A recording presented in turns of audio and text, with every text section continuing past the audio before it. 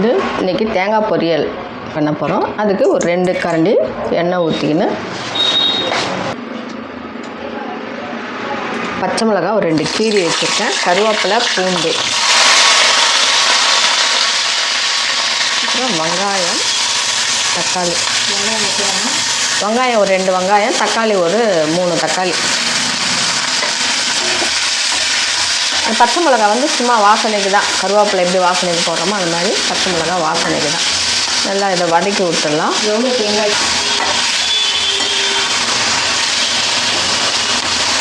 தேங்காயை போட்டுடலாம். இது வந்து ஒரு 3 பேர் சாப்பிட்ற அளவு தான், இது நிறையெல்லாம் வராது. உங்களுக்கு அதுக்கேற்ற மாதிரி நீங்கள் இது தேங்காவை கூட்டிக்கலாம், குறைச்சிக்கலாம். சாப்பாட்டில் பிடிச்சின்னு சாப்பிட்டுலாம், சப்பாத்திக்கு நல்லாயிருக்கும். ஒரு 1/4 ஸ்பூன் மஞ்சத்தூள், ஒரு 1/4 ஸ்பூன். இது மிளகாய்த்தூள், சாப்பாடு குழம்பு மிளகாய்த்தூள் தான் இது. இது வந்து ஒரு 2 கரண்டி. உங்கள் காரத்துக்கு ஏற்ற மாதிரி நீங்கள் யூஸ் பண்ணிக்கோங்க. இது காரம் அந்த அளவுக்கு இருக்கிறதில்ல, அதனால் நான் கம்மியாக போடுறேன். கொஞ்சம் 2 ஸ்பூனாக போடுறேன். உங்களுக்கு மிளகாய் காரமாக இருந்தால் அதுக்கேற்ற மாதிரி போட்டுக்கோங்க. உப்புத்தூள், நமக்கு தேவையான அளவு உப்புத்தூள், சோம்புத்தூள். உங்களுக்கு சோம்புத்தூள் பிடிக்கலைன்னா சீரகத்தூள் கூட போட்டு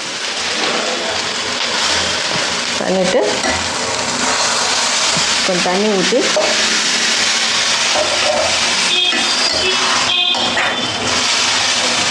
நல்லா மிக்ஸ் பண்ணிவிடணுமா? ஆமாம், நல்லா மிக்ஸ் பண்ணிவிட்டு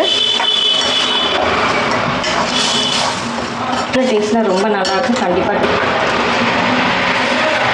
தட்டு போட்டு மூடிடுங்க. இது வெந்து தக்காளி, வெங்காயம், தேங்காய் அதெல்லாம் கொஞ்சம் நல்லா வெந்து வரணும். சும்மா கொஞ்ச நேரம் தான், அந்த காரம் காட்டு அடங்கிறதுக்காக. ரெடி ஆகிடுச்சுமா? ரெடி ஆகிடுச்சுமா. இது பார், இதுதான் தேங்காய் பொரியல் ஆகிடுச்சு. தண்ணி சுண்டாவே கொஞ்சம் நல்லா சுண்ணா வதக்கி எடுத்துட்டிங்கன்னா நல்லா சுருள நல்லாயிருக்கும். மார்னிங் டைமில் குயிக்காகவும் ரெடி ஆகிடும். அது லஞ்ச் பாக்ஸுக்கு சூப்பராக இருக்கும். பசங்க முட்டை பொரியல் மாதிரியே இருக்கும், சாப்பிட நல்லாயிருக்கும். கண்டிப்பாக ட்ரை பண்ணுவீங்க. இப்போ